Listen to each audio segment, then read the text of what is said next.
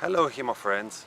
Today I want to talk you a bit about double hits. The double hit is of course the less desirable outcome of a fight. Now, it is important to remember in general that after a parry comes a riposte. Now, this may seem stupid, but it is one of the problems that creates a number of double hits that you can easily see around the internet.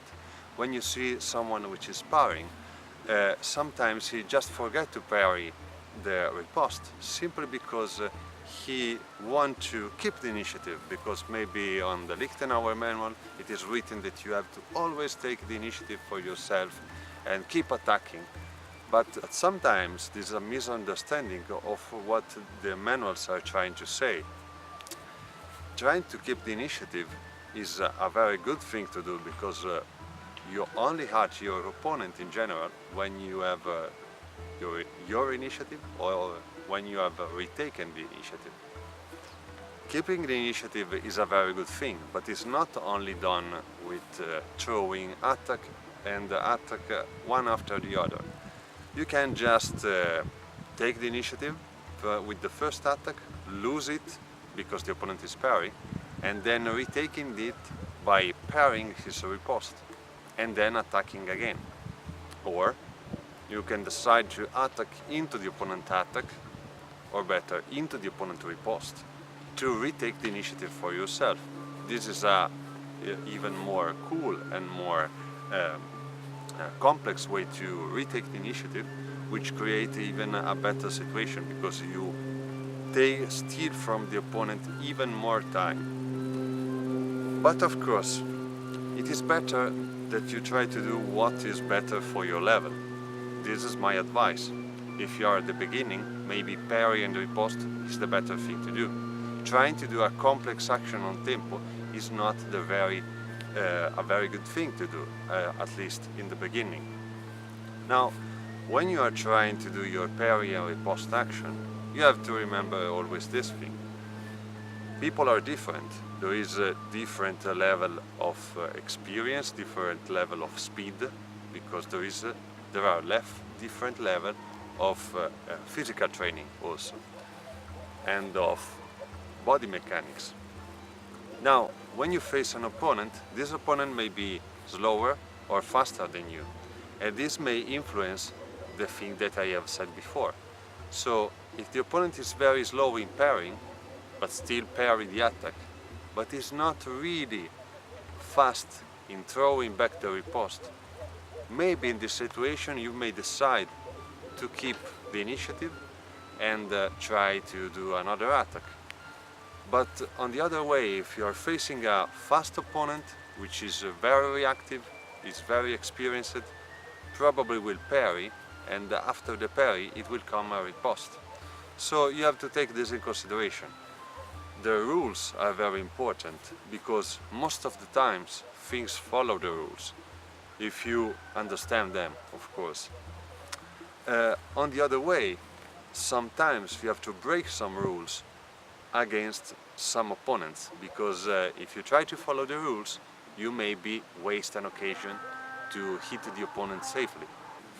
One of the tools that in the past was created to let people understand the initiative and the change of the initiative was the right of the way. The right of the way is born as a training tool for this kind of thing, to let people understand who have to attack and who have to defend, or better, who have the initiative and the change of the initiative. Now, as historical fencers, we in general don't use the right of the way, but still it is important to understand this kind of simple rule, because in fact the right of the way is just a simple rule. Try to understand who have the initiative. Who have the initiative? Simply the first one that attack have the initiative. If you parry the first intention attack and you do the riposte, you have retaken the initiative for yourself. If the opponent do an action on tempo, on your simple attack, he have retaken initiative, and maybe have killed you. So this is very important to understand. This is one of the first thing and the most important thing that create doubles, not understanding the change of initiative. The advice that I can give you to improve your understanding of initiative is this one. In general, in the training clubs, people experience defensive actions which are written on the manuals, which is good, is a good thing. But most of the time, these actions are very, very, very restrictive because they are, of course, only defensive, and most of the time they are by itself. So, let's say, let's train one action. My opponent do overall, I do a krumpel and a riposte, and that's it. That's the standard exercise of a club.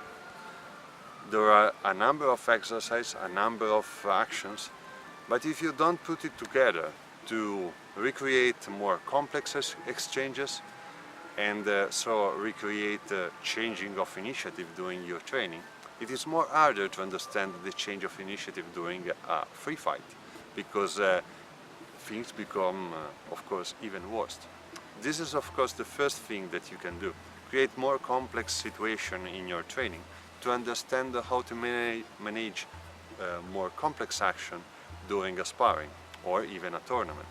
The second thing that you can do is analyze your own double hit. Most of the time double hit is a bad thing. Sometimes this happens because maybe people start with a first intention attack which don't cover really well the line at the same time, and this is a double hit that you can't easily avoid. But the majority of the time, most of the time, the double hit happens during an exchanges, and this is the one that you want to analyze and that you want to correct.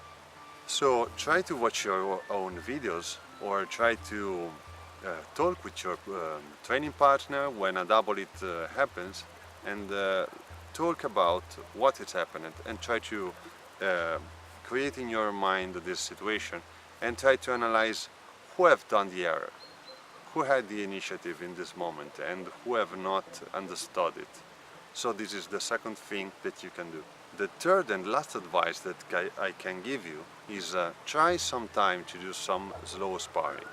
Now, slow sparring has a number of problems, as you will probably know. You can't express yourself in the best way speaking about offensive actions because you have fear to hurt your opponent. But this creates a more defensive approach to the sparring, even because you can simply hit him very, very fast. So you have to create your own road toward the safe hit, a hit which is safe for you and also for your opponent. Now, don't take in consideration the part safe for my opponent, but concentrate on the part more defensive approach. Now, in this situation, you will try to defend yourself most of the time and to be in control of the situation most of the time.